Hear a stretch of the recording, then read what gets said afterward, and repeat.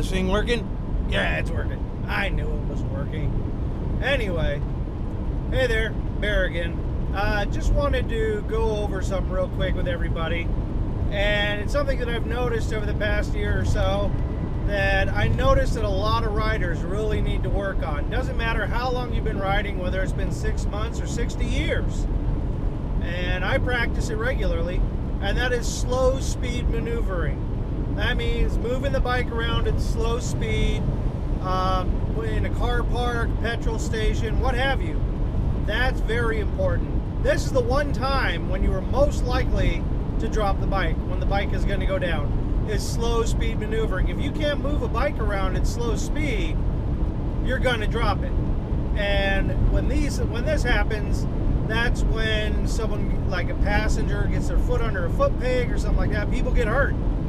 So what I would recommend is go to your local car park, go to a local school or a church or someplace with a large car park where you can practice maneuvering at slow speed.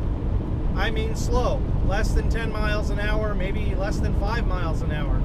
You want to get good at it because it's the one thing that will keep you from, one, hurting yourself, and two, damaging up your nice pretty bike. It's particularly important with the Harleys. They are heavier. They're big, heavy bikes. They're powerful bikes too. But they are heavier. And I think this really throws a lot of people. You need to learn how to use them at slow speed. The weight of the bike can actually work to your advantage at slow speeds. You're less wobbly, for one. You actually have a lower center of gravity on most of the Harleys, not all of them, but most of them. You have a lower center of gravity. It's more comfortable to maneuver at slow speeds for me on a Harley than it is a BMW. Anything that's higher up.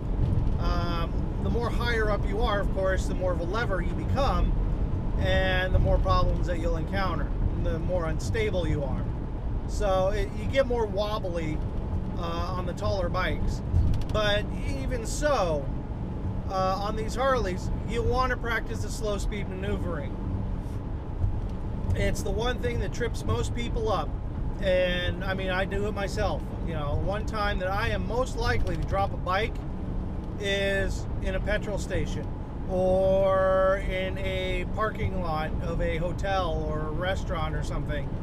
That's what you need to practice.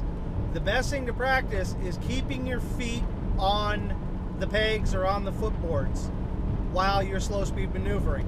Too many people put their feet down off those pegs, and that throws off your center of gravity. So please practice the slow speed riding. It'll also improve your regular riding as well. You'll feel more confident on the bike and you'll have better control. So keep that in mind. The other thing that I would recommend is practice riding, stopping and starting on a loose road surface like gravel or dirt with a road bike. That is also really important. That's the other time that you're going to mess up and drop the bike. That's where I have a lot of riders that, you know, they get really uncomfortable in a dirt parking lot. When you're on dirt or gravel or something like that, your braking is reversed. You're not using your front brake as your primary brake. You're using your rear brake as your primary brake and your front brake as your secondary brake. That will help you control yourself better, keep you from locking up the front wheel and dropping the bike. And the same goes for slow speed maneuvering. For slow speed maneuvering, you don't really want to use much of the front brake at all. You want to rely more on the back brake. And this will give you a better center of gravity. It makes it so the nose of the bike, or the front of the bike, the front wheel and the whole front section of the bike dips down when you use the front brake. It drops down. The shock absorbers go down. That makes it inherently unstable.